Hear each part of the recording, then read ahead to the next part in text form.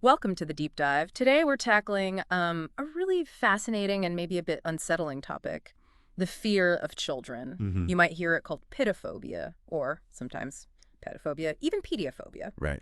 Let's just nail down the terms quickly. It's from the Greek paid, meaning child, and phobos, fear. And just so we're all clear, this isn't pediophobia. That's the fear of dolls. Right, dolls. Or podophobia, which is fear of feet, totally different things. Exactly.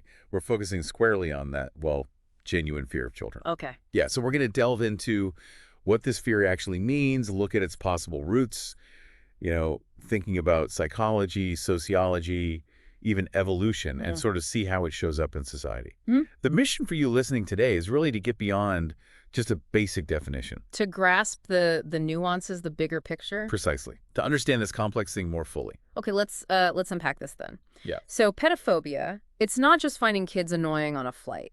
No, not at all. It's described as, well, an emotional state. It can involve fear, sure, but also things like disdain, aversion, Aversion, yeah. or even like actual prejudice against kids or babies. And it's not just a passing thing. Psychiatry actually recognizes it. It's something that's been diagnosed, treated. Really? Yeah, and interestingly, it's even been studied for how it affects, fundamental things like biological conception, the desire to have children. Wow, okay, so it can actually impact major life choices. It seems it can, yeah. There's evidence pointing that way. Now, here's something that really caught my eye. Yeah. The sources mention that sometimes pedophobia gets used almost like interchangeably with ephebiphobia. Ah, yes. The fear of youths, of teenagers. Yeah, that overlap. Yeah. It suggests there might be some, I don't know, shared anxieties about young people generally. That's a really crucial observation. While our main focus here is on the fear aimed at younger kids and infants, you're right, those anxieties, those negative views, they can extend to teens. And that blurring, it might give us clues about what's really driving these fears at their core. Okay, so how does this actually, play out in the world? I saw a reference to Letty Cotton Pogrebin, founding editor of Miss Magazine. Hmm.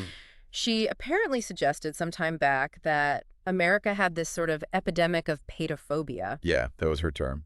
highlighting a perceived lack of, general warmth towards children who aren't your own family. It definitely gives you pause. It really does. And this is where evolutionary psychology pops up with an interesting potential perspective. It's called the Cinderella effect. The Cinderella effect. The basic idea is that maybe a lack of positive feelings, or even negative ones, Yeah. towards kids you're not related to could have roots in kin selection. Kin selection, right. The Yeah. evolutionary drive to favor your own relatives, your own genes. Exactly. Prioritizing the survival and well-being of your own genetic line. So, evolutionarily speaking, our protective feelings might just be stronger for our own kids. Okay, that makes a certain kind of sense, but where does the actual fear part come in regarding other people's children? Well, the academic perspective offers a really thought-provoking angle on that. One theory suggests the fear might come from adults being aware, maybe subconsciously, that children can.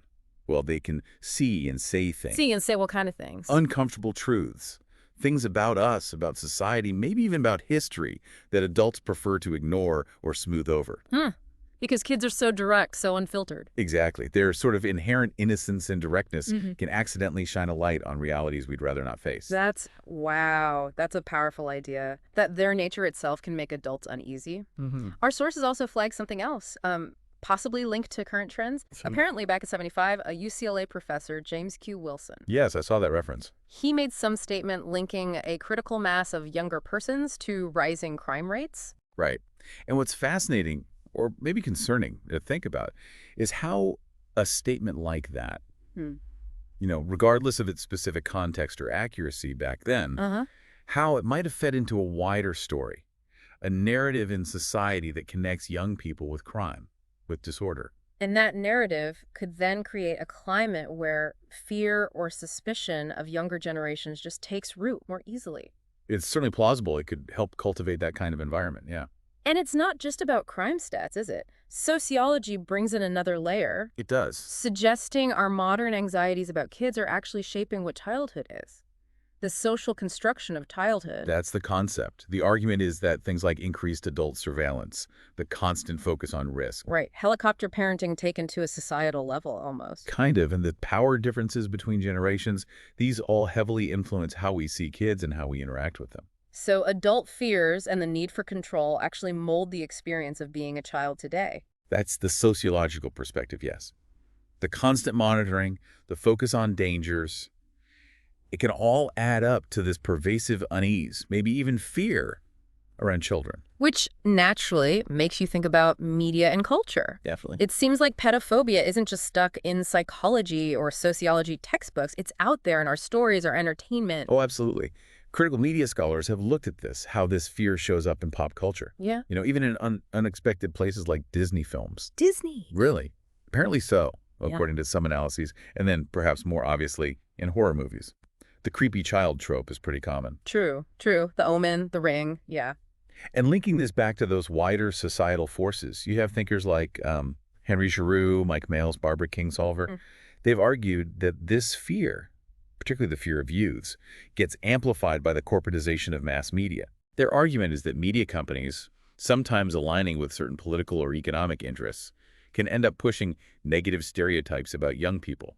Mike Mails has written a lot on this specifically. So the media isn't just reflecting fears, it might be actively shaping or reinforcing them for its own reasons. That's the contention, yeah, that it can be an active force. Okay.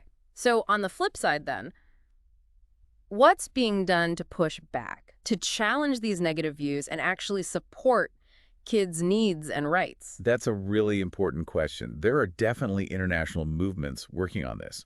Social justice movements trying to get more attention paid to children's needs, fighting discrimination against young people. Like what kind of movements? Well, things centered around children's rights, pushing for more youth participation in decisions that affect them.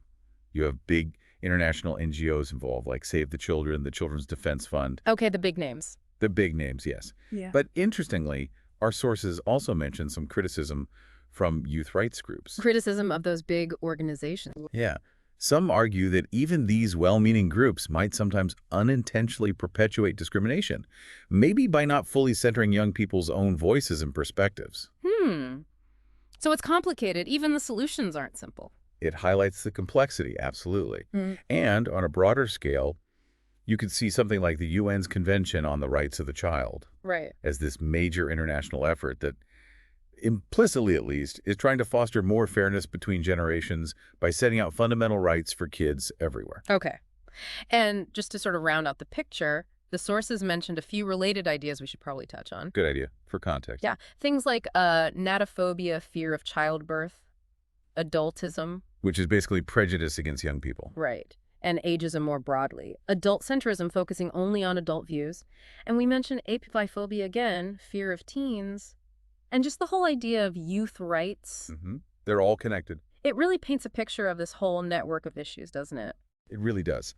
To properly understand pedophobia, you kind of need to see it within that larger web of attitudes, anxieties, and frankly, power dynamics around age and generations. Okay, so let's try and bring this deep dive toward a close. We've looked at pedophobia as this complex fear or aversion towards kids. Yeah, something recognized by psychiatry, potentially affecting big life choices. We've touched on possible origins from evolutionary ideas like kin selection. To societal narratives may be influenced by academic discourse, media portrayals, even specific historical comments. Right, and we've also looked at the efforts, sometimes debated efforts, to build more positive, fairer relationships between generations. What really stands out, I think, is how all these different levels seem to interact. How so? Well, you've got individual psychology, then these broad societal currents and cultural messages. They all seem to feed into and reinforce each other in different ways. Yeah, it's like a feedback loop. Okay, so that leads us to our final thought for you, the listener, to mull over.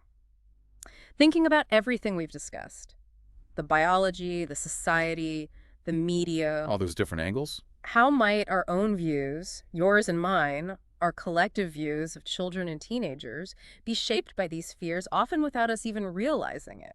These underlying, maybe subconscious fears. And what kind of impact could that have down the line for how generations relate to each other and just for what it's actually like to be a child growing up today? It's a lot to think about. The potential long-term implications are huge. Indeed. Plenty to ponder there. Thanks for joining us on this deep dive.